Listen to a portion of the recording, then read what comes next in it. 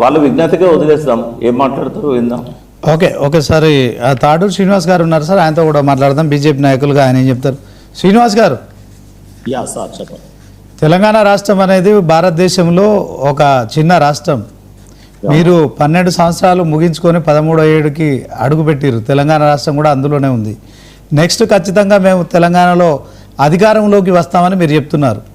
కాళేశ్వరం లాంటి ప్రాజెక్టు గోదావరిపై నిర్మించినప్పుడు ఈ ఎత్తిపోతల పథకానికి మీరు అనుమతులు మాత్రమే ఇచ్చారు, కానీ ₹1 కూడా మీరు తెలంగాణ రాష్ట్ర ప్రభుత్వానికి, అప్పుడున్న ప్రభుత్వానికి ₹1 కూడా ఇవ్వలేదు. ఒక జాతీయ ప్రాజెక్టు ఇస్తామనే హామీ ఉన్నప్పటికీ కూడా అటు మరి పాలమూరు కావచ్చు, ఇటు కాళేశ్వరం కావచ్చు మీరు ఇవ్వలేదు. సో తెలంగాణలో అధికారంలోకి రావాలనుకుంటున్నారు. దాంట్లో కాంగ్రెస్ ప్రస్తుతం అధికారంలో ఉంది. నెక్స్ట్ మళ్ళీ ప్రతిపక్షమైన బీఆర్ఎస్ పార్టీ మేమే అధికారంలోకి వస్తామని చెప్తున్న నేపథ్యంలో కాళేశ్వరం మీద కాంగ్రెస్ అడిగినప్పుడు మీరు సిబిఐ విచారణ చేయట్లేదు. అదే క్రమంలో మొదటి నుంచి మరి సిబిఐకి ఇస్తే మేము విచారణ చేస్తామన్నారు. కానీ ఇప్పుడు కరువు కూరలు, మరి కరువు రక్కసి కూరలు చాస్తోంది.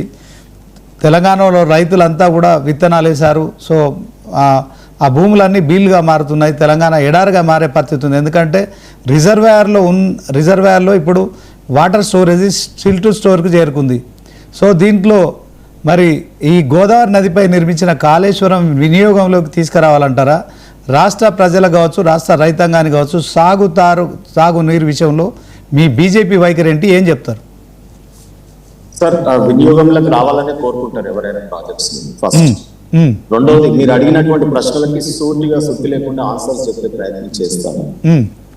మా ఒకటే నేను అంటుంది ఏంటంటే, BRS party and Congress party దీన్ని రాజకీయాలకు సెంట్రిక్ గా మారుస్తా ఉన్నారు. కాళేశ్వరంలో ఇలా ట్రయల్ రన్ చేసి ఒక 2 టీఎంసీలు ఎత్తిపోస్తే బీఆర్ఎస్ జబ్బలు కొట్టుకోవడం, లేకపోతే కాంగ్రెస్ పార్టీ దీన్ని ఎండబెడితే జబ్బలు కట్టుకోవడం, ఈ రకమైనటువంటి షోనా, లేకపోతే తిట్ల కోసం, ఓట్ల కోసం, ఈ రోజు ఒక ప్రెస్టేజ్ కోసం ప్రయత్నం చేస్తున్నట్టుగా కాంగ్రెస్ బీఆర్ఎస్ పార్టీ ఒరబడి కనిపిస్తుంది. అయితే ప్రాజెక్టులు ఇట్లా ఎందుకు మారుతాయి అంటే, రాజకీయ నాయకులే ఇంజనీర్లు అయితే ఇట్లనే ఉంటారు.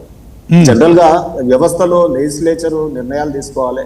ఎగ్జిక్యూటివ్ ఇరిగేషన్ ఇంజనీర్లు సంపూర్ణమైనటువంటి వాళ్ళు వాళ్ళ యొక్క జ్ఞానానికి వదిలేసి వాళ్ళు నిర్మించేటట్టు చూడాలి. తర్వాత అందులో ఏమైనా అవినీతి జరిగితే న్యాయ వ్యవస్థకి ఇచ్చాలి, వాళ్ళకు శిక్షలు పడేటట్టు చేయాలి. ఈ వ్యవస్థలకు అనుగుణంగా కాకుండా ఇప్పుడు ఉన్నటువంటి 2 ముఖ్యమంత్రులు, నేనే ఇంజనీరు, ఆయన 1,00,000 కోట్ల ప్రాజెక్ట్ చేసినాడు, నేను ఒక 1,00,000 కోట్ల ప్రాజెక్ట్ మూసి చేస్తా అంటే, ఒక ముఖ్యమంత్రి అనే ఆ చరిష్మా రావాలంటే 1,00,000 కోట్ల ప్రాజెక్టులు చేస్తేనే, కడితేనే, కూలగొడితేనే మాకు పేరు వస్తుంది అనే విధంగా వీళ్ళు ముందుకు పోతా ఉన్నారు 2 ముఖ్యమంత్రులు.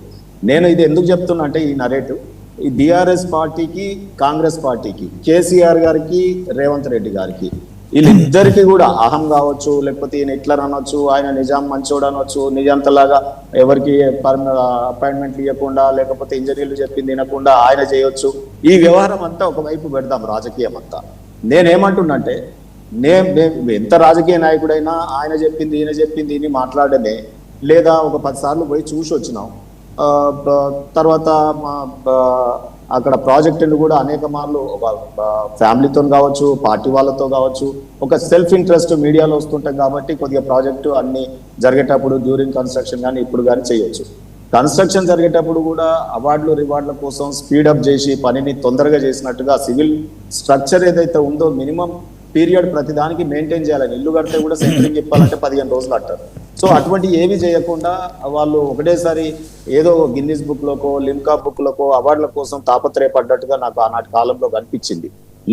రేవంత్ రెడ్డి గారు నిర్లిప్తత, నెగ్లిజెంట్, అసలు ఇంత 1,00,000 కోట్ల రూపాయలు ఆడ మోస్తిమి, సరే అయిపోయింది, దాని పనిష్మెంట్ ప్రజలు బీఆర్ఎస్ పార్టీని ఇంటికి పంపించారు, నన్ను ఎన్నుకున్నారు, దీన్ని ఎట్లా తొందరలో వినియోగంలోకి తెద్దాము, ఏం చేద్దాము అనే వీరికి ఆ సోయి లేదు.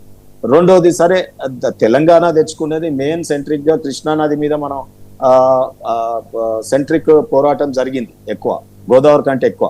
సో కాబట్టి ఆ కృష్ణానదిని ప్రియారిటీగా లేకుండా గత బీఆర్ఎస్ కానీ నేటి కాంగ్రెస్ కానీ కృష్ణానది మీద ప్రాజెక్టులకు ఎగనామం పెట్టి, అసలు నిజంగా తెలంగాణ రాష్ట్ర ఉద్యమం మనం నాగార్జున సాగర్, కుడి కాలువ, ఎడమ కాలువ టాయిలెట్ లాగా పోతుంది, కుడి కాలువలో వరదలు పోతున్నాయి, ఏవేవో చెప్పినాం. చిన్నపిల్లలు 7th క్లాస్ లో లేపినా అడిగినా చెప్పినారు పాపం. అది ఇక మీకు ఆ ట్యాగ్ లైన్ తెలుసు.